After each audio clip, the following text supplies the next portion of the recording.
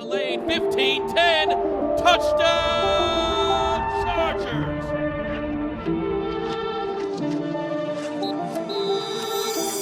What's up, guys? Welcome into a brand new episode of Chargers Weekly as the Bolts head to Lambeau Field this Sunday.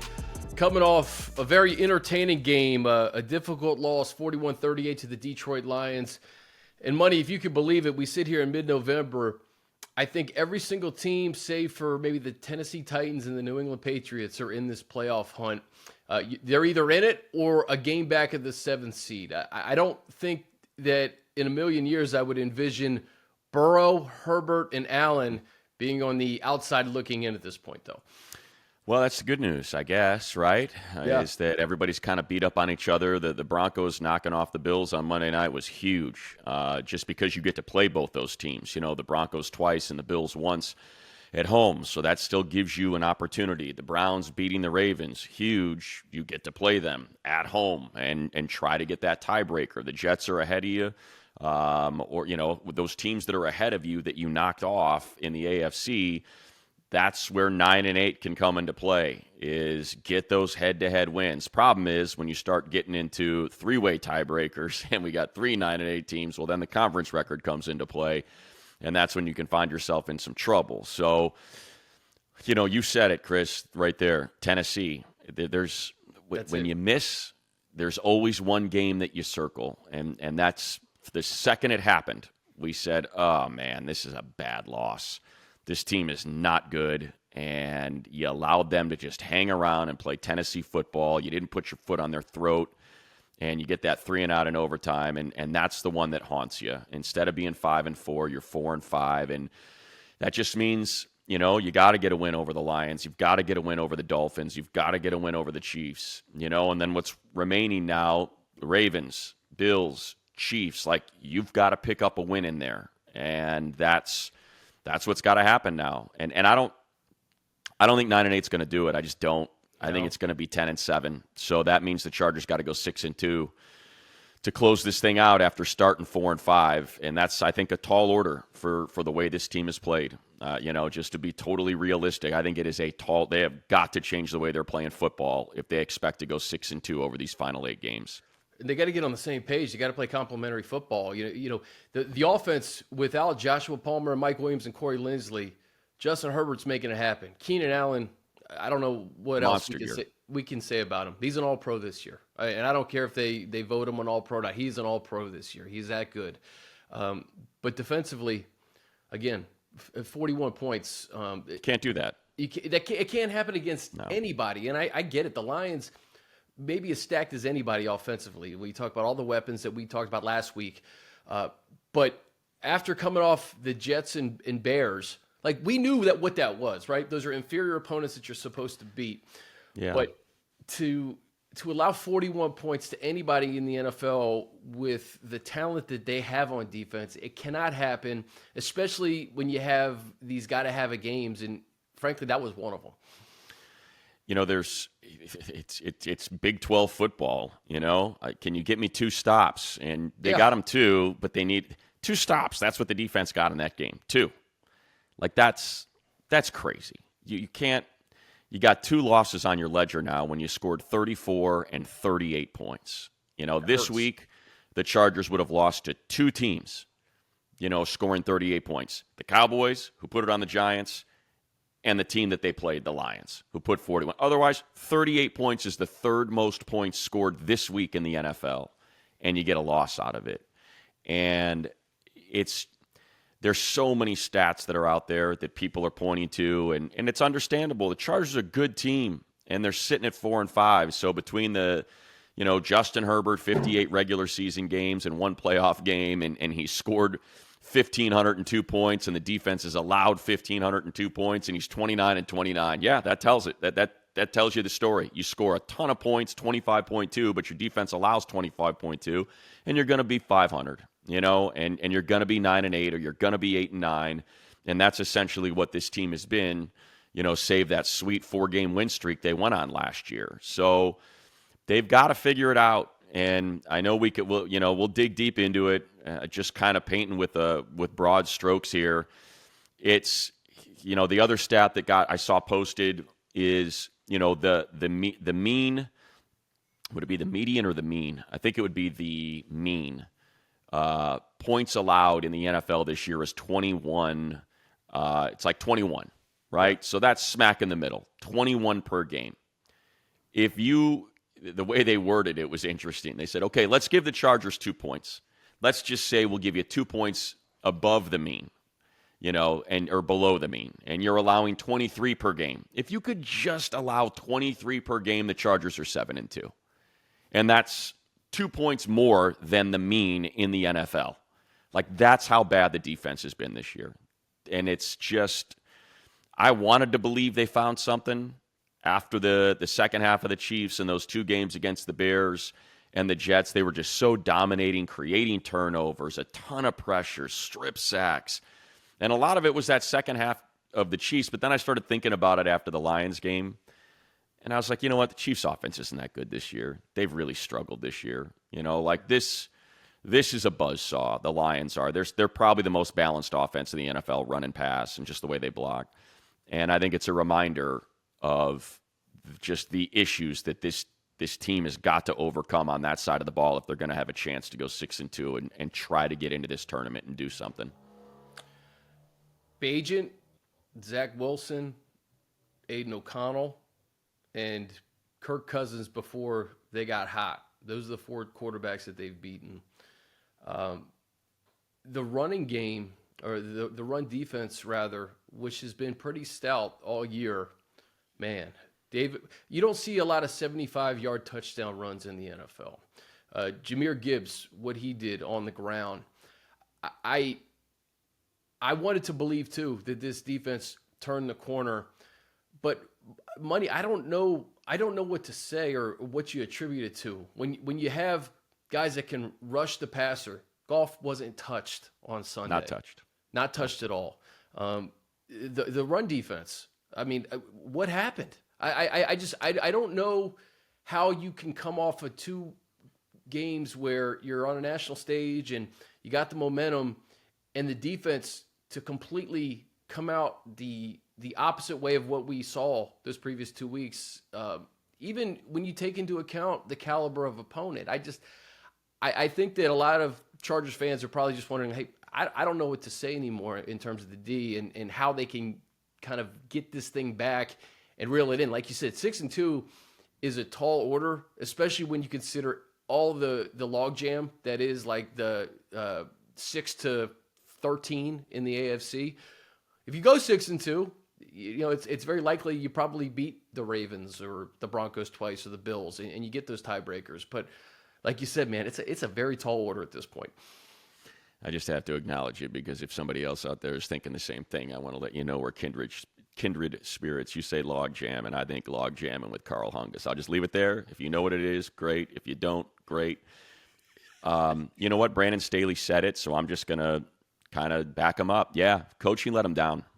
Defense was like watching it back, man, it is frustrating. So on the 75-yard run from Montgomery, the linebackers just get sucked in. Basically, the line is blocking right, and both Kenneth and Kendricks get yanked that way. Derwin ends up getting blocked. Look, they block the hell out of it when they run. They're wide receivers. They pull guys, and they will block your ass. I watched Sewell send, and this is not something we see often. I saw him send Kenneth Murray into the freaking 5th row of the seats. He blocked him so hard on one of those runs.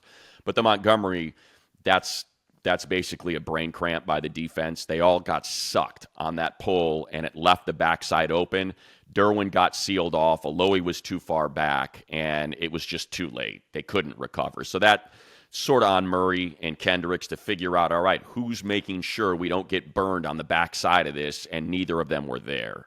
And Thule was just too far out, and he got blocked out of the play.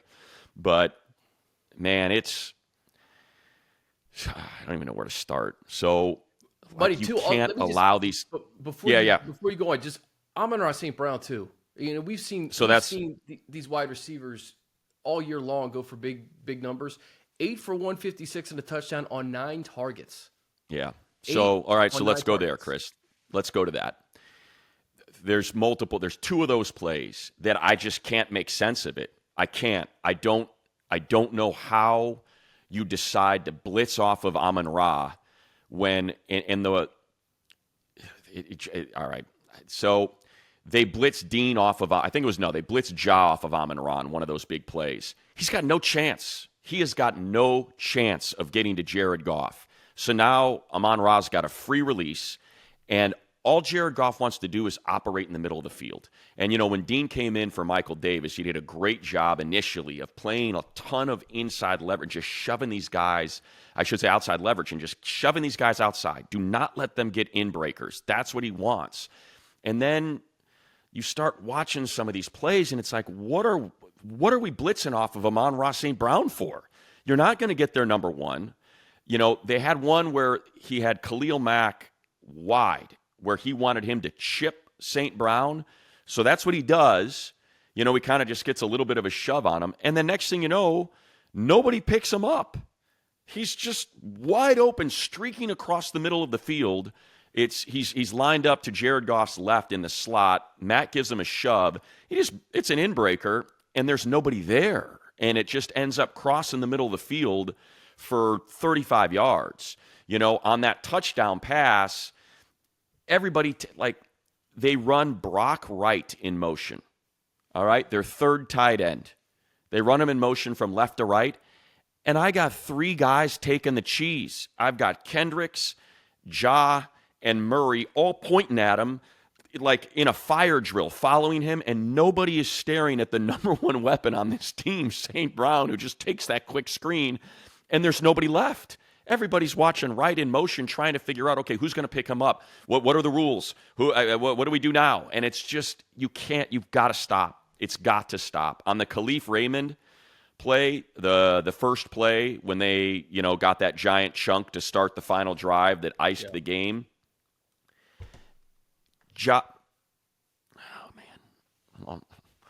The ball is on the right hash, all right? If you're the Lions and you're operating left to right, it's on the right hash of that's where the ball is, okay? Imagine the Lions are on offense, the ball is on the right hash, all right? So I'm speaking from the perspective of the Lions.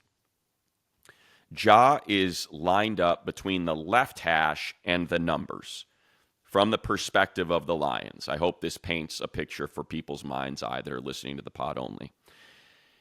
When that ball is snapped, he's got to be at least 25 yards from Jared Goff. And he is blitzing from that position. Right hash is where the ball is snapped. He is between the left hash and the numbers, 5 yards off the line of scrimmage. And they call a blitz from him. So he has zero chance of getting home. I mean, less than zero, if that's possible, chance of getting home. And what happens is it clears out that left side. Well, Leonard is 10 yards off the line of scrimmage. Khalif Raymond just immediately cuts it on an inbreaker, cuts inside, and is streaking across the middle of the field. It's cleared out because you got two guys running downfield on that opposite side where Ja blitzed from. So now the other corner and the safety take those two players, and there's nobody there. And you've got Dean Leonard guarding 30 yards of grass with nobody there, and you've got Eric Kendricks paying attention to Jared Goff's eyes as Khalif Raymond streaks right by him, and that thing goes for 70 yards or whatever it was, 50 yards, to get that thing started and put him into field goal position. Those are the plays that I've got to believe they go back and watch and go, we can't do this. Both of these blitzes from the corners, from Ja and from Dean, failed miserably and led to explosive plays. It's week 10. That's that's the thing though. It's week 10 right now, and I honestly I don't think Chargers fans want to even hear about playoffs right now. Right? It's just one game at a time right now to even get back into the conversation. Starting with Green Bay.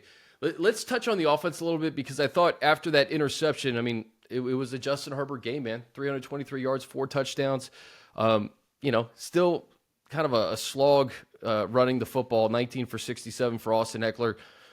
I mean, I think the most frustrating part about this, Money, is you waste an 11 for 175 and 2 touchdown performance from Keenan Allen, who who got hurt, came back, scored another touchdown.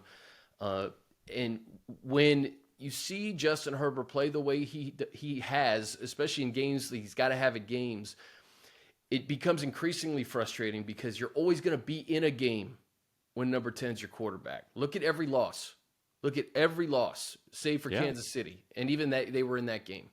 I think that's what's most frustrating is because Justin has adapted to life without Mike Williams, to life without Joshua Palmer last Sunday, to life without Corey Linsley, your all-pro center, and he puts up 38 points. Jalen Guyton scores a touchdown. Quentin Johnston gets his first touchdown of the year. So he's trying to work with what he's got outside of Keenan and Austin, and he's doing it. And yet, like you said, 38 points would beat every single team in the NFL except for the Cowboys and Lions. And here we are, 4-5, with a matchup against Jordan Love at Lambeau Field. I have no doubt that Justin's going to show up to that, but I don't know how that's going to go. Yeah, their offense stinks. So, look, if they lose that game, it's a disaster. They should win that game. They should win that game handily. The Packers are not very good this year, specifically in the passing game, and they ought to be able to. The Chargers ought to be able to score on them. Never know, you never know. But just going back to what we were saying, I want to give Shannon credit, Shannon Farron, who does our sidelines, because she, let our producer know, hey, let me in real quick, and so we popped. We got her mic up, and she mentioned after the defense held the Lions to that turnover on downs at that goal line stand. Remember, they went 3 and out, and Herbert had 2 bad passes. Remember, he dirtballed 2 of them, just kind of was aiming and was just kind of not quite sure what he wanted to do, and you had those 2 incompletions, and came off the field, and I didn't see it because it was on the bench, but Shannon popped on, and she said, I have not seen Herbert this angry in a while. He slammed his helmet down. He kind of ran his fingers through his hair and was just really upset, like emotionally upset about that particular series. I think because he knows a lot of it was on him. Those were 2 open receivers, and he just didn't quite deliver the passes he needed to get that first down. And that was it, dude.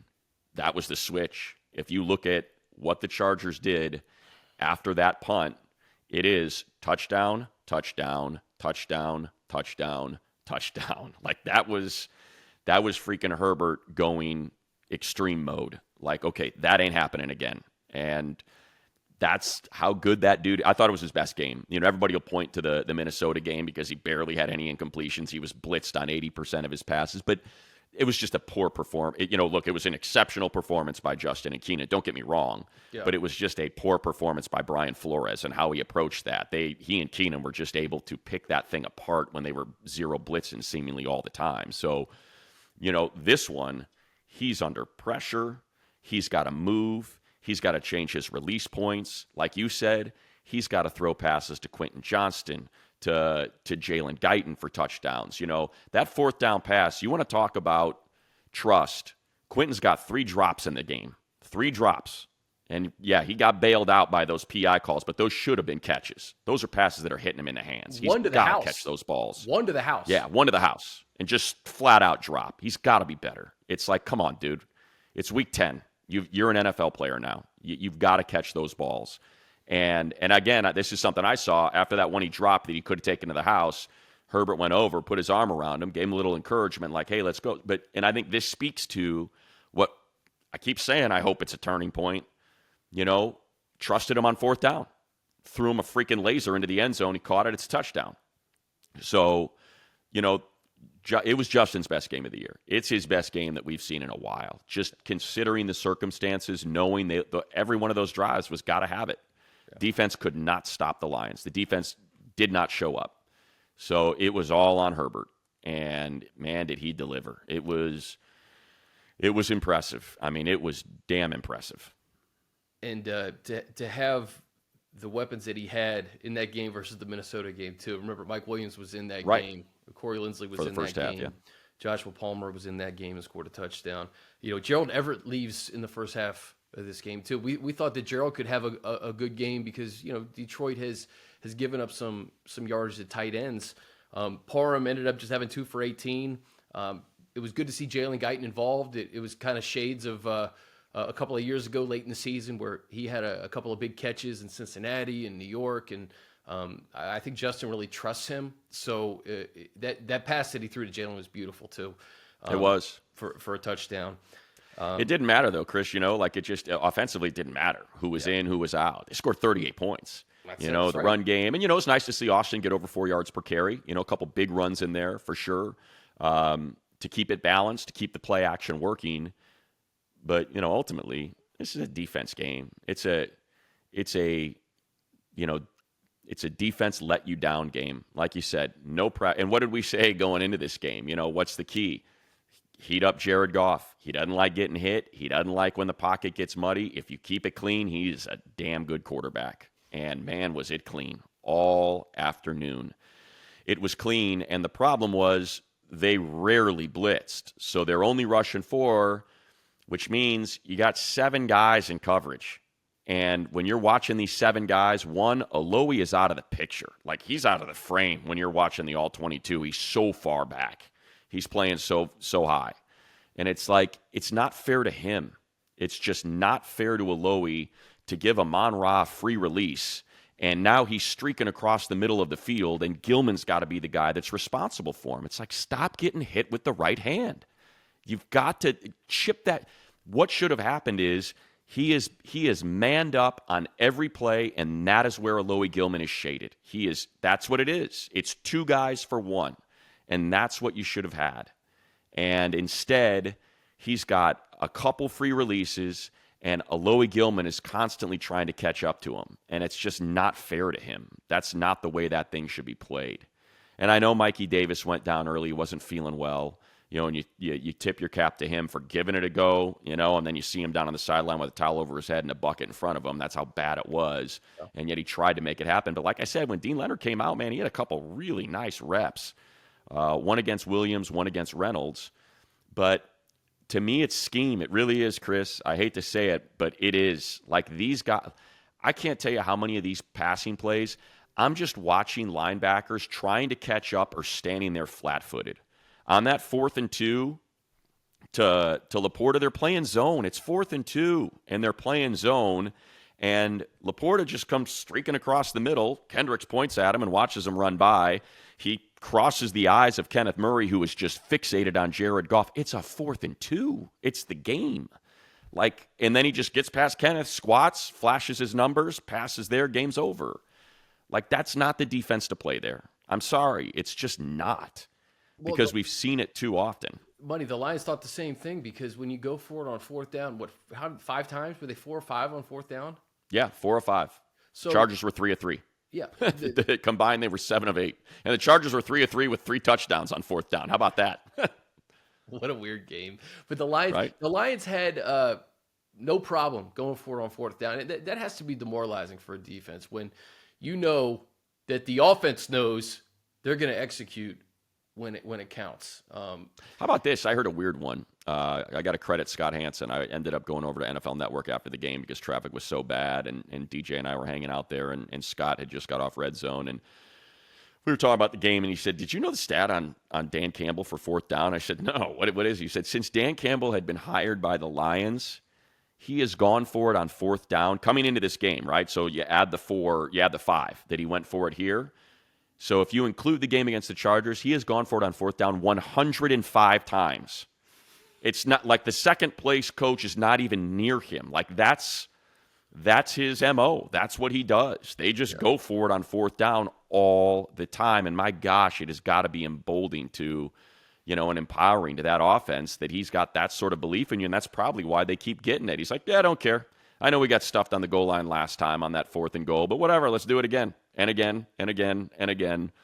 And it's a really good offense. I don't want to pretend like, they got 41 points because they're not good. They are. They are a good awesome offense, but the defense didn't. The defense did not play well. They didn't play well. And man, yeah, go ahead.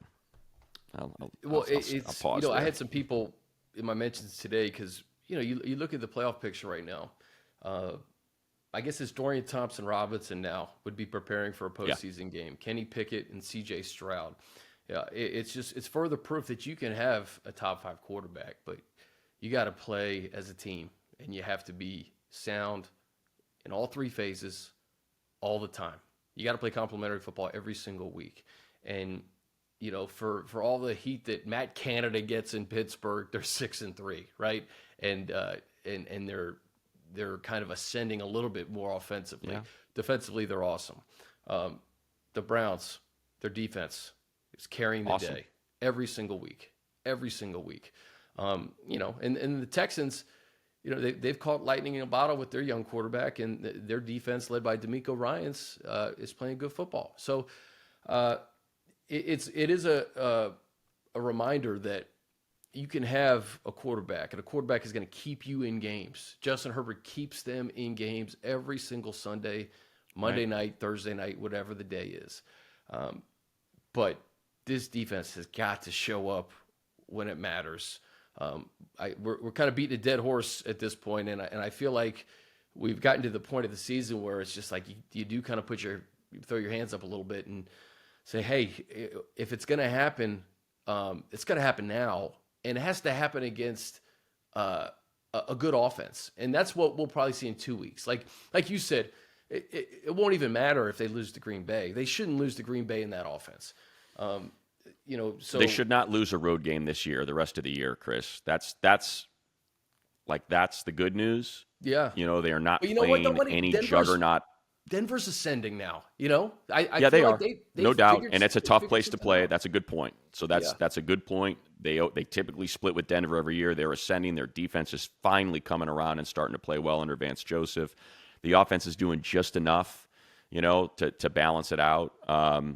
But you got 3 road games against the Patriots, who I wouldn't be surprised if they're in a race to the bottom at this point. Like, hey, we're out of it. Yeah. Clearly, Mac Jones is not the guy. He's been benched. Let's make sure we're in position. No doubt. To get Drake May or Caleb Williams. Let's see if we can get this thing. Like, I know it's not. No, that they would never say that publicly. It's too tough of a game to wave a white flag like that. But so you've got them, you've got the Packers, who, like I said, they have just been anemic all season long. You ought to be able to take care of that. Obviously, the Raiders, I know, it's the Jets and the Giants. This is where we're going to find out what they are. They've got Dolphins, Chiefs, Vikings, Chargers. Like, this is where it starts to get a little bit more tough for them. Yeah, and the then cigars. Maybe I don't know if they'll pack the cigars for the trip to Miami. Yeah. Hey, look, I hope it works. Knock them off. Let's teams with the lower records. Let's go take out the higher records. We're all about it. I hope they keep, because they have a chance. The Chargers have a chance to sweep them then. So it's an opportunity.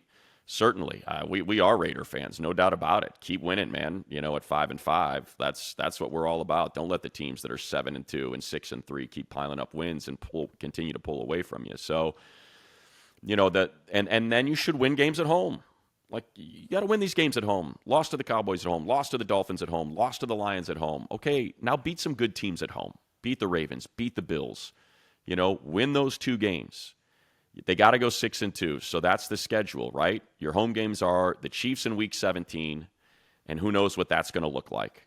If they're still fighting for the 1 seed, or if the Chargers can crawl back into this thing, and maybe the Chiefs do have a couple slip-ups, like they nearly did, a week ago or whatever, not before the bye. But like so that's 1 home game, right? You got the Broncos at home, and then you've got the Ravens and the Bills. So. And I mentioned the road games, save Denver. You're probably going to be favored in at least 3 of those 4, depending on how Denver plays by the time we get there on New Year's Eve. Don't know what that's going to look like. It's there. It's not the schedule I think that the Raiders are staring at, right? If I'm trying to put it in perspective. Like, if I'm the Raiders and I see, okay, we're 5-5, how are we feeling? About going 5-2 the rest of the way, and I look at their schedule and I see, okay, at Miami, Kansas City, Minnesota, Chargers, at Kansas City, at Indy. Like, I'm like, okay, that's a little bit tougher to go 5-2. For the Chargers, you can make the 6-2 case, right? Like, it's there to make the case of, okay, win at Green Bay, win at New England. Now you're at 7. Where are your other 3? Denver at home. Now you're at 8. At Denver, at Raiders. Okay, get one of those. Now you're at 9, and then can you get, the Denver, Baltimore? What can you win out of the Denver, Baltimore, KC, Buffalo at home? Yeah. It's there. You can see it. So that's you mentioned the first potential gift, which is in New England. There's no reason to lose that Patriots team. Week 18 could be another gift. The Chiefs could be resting everybody, right? So that could be your second gift in the back half of the year. I just want to make this one point too, because we're going to talk about Baltimore obviously next week, because that's a huge game. They scored 38 points against the Lions too. The problem is they allowed 6 points to Detroit. Right. So I got to go back and look at that game further. I know that playing in that environment like Justin did a couple of years ago, it's not easy to go to Baltimore and win a game, but to beat them 38-6 just makes you wonder, man, how did 41 points get put up on the Chargers on Sunday? Right. Yeah, I think with Baltimore too, just kind of looking forward to that game, which we can do. They won't, but we can do is, Lamar, his entire career has been apt to make a back-breaking mistake late in a game. He did it against Pittsburgh, and he did it again against Cleveland. They had that game. That game was won, and he throws a pick 6. It's tipped at the line of scrimmage, so it's a little bit, different than just, freaking guiding one right between the numbers to the opponent. But still, he threw that one across his body into the end zone that should have been, a touchback, but there was a penalty on that play. But, Lamar gets a little wonky late in games. So, and I bring that up just because the Chargers have been in all of these games. There's one game this season that they weren't in, and that's the Chiefs, and that really was just one play, right? It was the 51-yard punt return that made it a 2-score game that they couldn't overcome. But for the most part, for, 3.5 quarters, that's a 24-17 game, and they're fighting for it. So, Lamar, he can get a little loose with it if the game is tight. And so that, I think, is something to sort of think about. If the Chargers can keep this thing close, can that defense, which has been very opportunistic last week notwithstanding, all season long at creating turnovers, they can get back to it. So, but again, they've got to figure out a way to stop the run, and I think there's 2 ways to look at that Detroit game, and it depends how you want to do it. Because, look, the explosives happen. They happen. But, yeah, it was just a weird run by David Montgomery for 75 yards where Kenneth just got sucked in and was supposed to mind that gap that he ended up finding. He went to the wrong run fit. He and Kendricks went to the same hole. And had he just kind of stayed on that backside, that thing maybe goes for 5 yards. But it happened. But you look at the other runs, and they did a pretty good job on especially in the second half. They were really able to shut down that run game. So, maybe, I don't know. I don't know what you take away from it. I wish I had an answer. The problem is, it's like you could say, hey, we shut them down except for these 2 plays, but those 2 plays count. Those 2 plays happen, counts. And they count. Yeah. The 35-yard run by Jahmyr Gibbs counts. Exactly. The 46-yard long by Amon-Ra St. Brown, the 41-yard from Khalif Raymond. So the 24-yard from Gibbs through the air, Sam Laporta for 19. I mean, just big plays all day. And depending on when you guys are listening to this, a huge game Thursday night between Cincinnati and Baltimore before the Ravens get a few extra days and come to L.A. So, we should see kind of what that AFC North looks like entering that next week. But let's take a quick break, and we will just touch on the Packers for a bit. All right, guys, a big thank you to our partner, Microsoft Surface, the official sideline technology provider and laptop of the NFL and the Los Angeles Chargers that provides players and coaches with the tools to succeed both on and off the field. Check out the powerful Surface Pro 9, combining the power of a laptop with the flexibility of a tablet at surface.com. VIP ticket packages for the first ever Super Bowl in Las Vegas are now on sale. and only On Location offers all-inclusive experiences worthy of the entertainment capital of the world. Ticket packages boast an array of offerings, such as premium seating to the game, epic pregame parties with headline talent, NFL legend appearances, premium drinks and fare, and much more. Visit NFLOnLocation.com or search NFL On Location today. Your football experience of a lifetime awaits, only with On Location. All right, buddy, so it's Green Bay. Jordan Love versus Justin Herbert, quarterbacks drafted in the first round 2020. They actually worked out together in Costa Mesa before the draft. So this will be another fellow rookie in that class that Justin Herbert will go up against for the first time.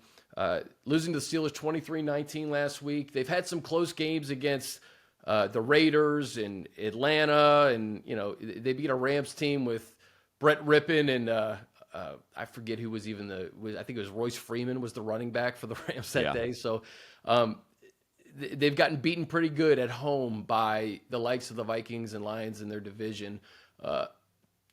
Point blank, a game that they should win. So, just going through their schedules, I'm looking at it just off screen here. This is very similar to the Jets and the Bears, right? Here's the Packer point totals. 19, 20, 10, 17, 13, 20, 18. There's your last 6 weeks or 7 weeks of games. You're talking about a team that struggles to score 21 points. So it's an opportunity for the Chargers to get out there, to put it on, them. And something that we talked about with the Jets game and with the Bears game, put your foot on their throat. Get up 2+ scores in the fourth quarter and get some rest because, again, the schedule makers did them no favors. How many mini buys can they face and how many full buys? They're coming off a Monday night, or the Lions are coming off a bye. They take on the Chiefs, who are coming off a mini bye from Thursday night. Well, now they're going to take on the Ravens, who are coming off a mini bye because they're playing, Thursday night against the Bengals. So, try to. This is not a good team.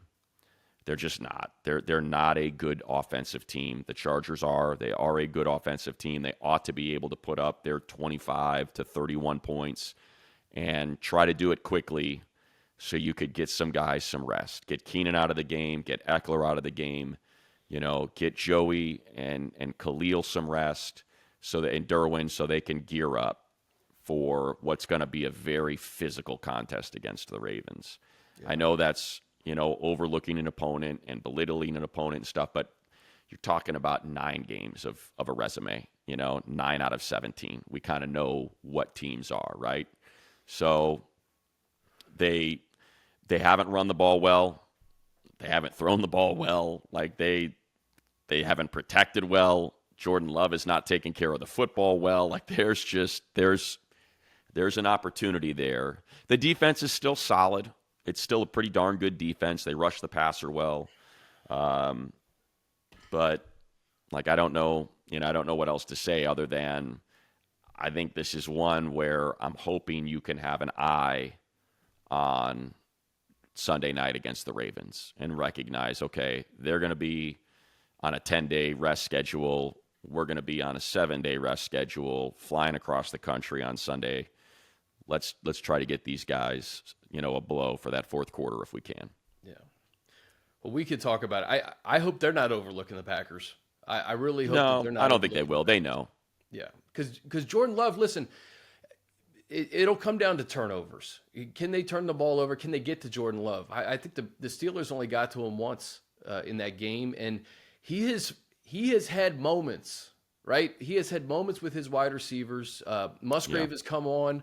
The rookie Jaden Reed had a 46-yard reception last week. So he can get the ball to his receivers. Now, you're right. They haven't scored any points.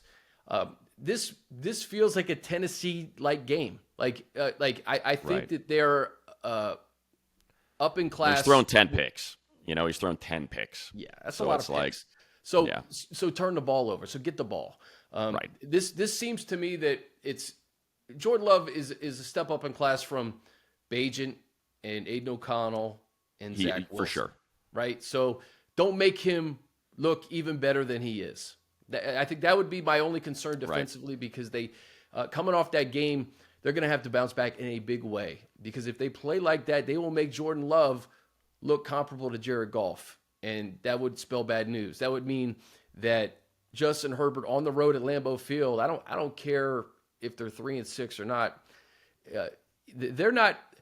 These teams are not as familiar with each other, but I'll tell you this, Brandon Staley and Matt LaFleur know each other pretty well, especially Certainly. from that playoff game a few years ago when Staley was the defensive coordinator too. So there is some familiarity there between those two guys. It'll be an interesting matchup. I don't think it's a slam dunk game, and it obviously has to be a must win for the Chargers if we're going to continue to talk about these games down the stretch meaning something. I don't know. I think that's all I got. A.J. Dillon and Aaron Jones, we know the money. They've struggled this year, but...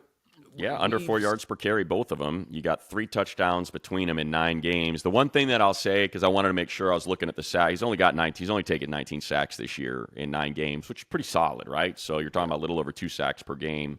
And then you look at the O-line. The O-line's been good. I mean, I'm looking at pressures. You're talking about the 2 tackles only giving up 20 pressures apiece. That's low. Your pressure rate is at 5% and 6% for your tackles. So they can protect him. Now we'll see what that looks like. And that, if I just go, let me clear it out to see what they did last week against, TJ Watt and Highsmith. And yeah, Walker gave up 5 pressures and Tom gave up 3 pressures. So that's pretty darn good. You got at Pittsburgh and you don't allow them to sack your quarterback. And, it's Watt and Highsmith. That's pretty impressive. So that's going to be the one thing, if you want to circle, hey, where do we make our bones? Make your bones by getting to the quarterback. Let's get some pressure on him. He's got 10 picks to just 14 touchdowns. He's completing just 58% of his passes. Try to get that. Let's get a return to the pressure that disappeared against the Lions. Yeah. Amen to that, man. What are you going to do in Green Bay when you're up there on Saturday night? You know what? If I had to guess, whenever I would call games in Green Bay when I was doing it nationally, I would stay in Green Bay. But if I had to guess, I think the teams stay in Appleton, if I remember right. So I don't think it's going to be a night in Green Bay. And since I've already been there a bunch of times, I don't feel the need to kind of get in there and go check the town out and walk around. So if I had to guess, we're probably going to Appleton. Is what I'm assuming is going to happen. And because it's an early one, it's that 10 a.m. Pacific. It's not the 1 p.m. where I'm going to have to be up pretty darn early to get over to the stadium and stuff. So I'm guessing, look around for a nice little spot in Appleton to watch the some of these rivalry games this week, Saturday night college football, some of the bigger games that are out there, and see.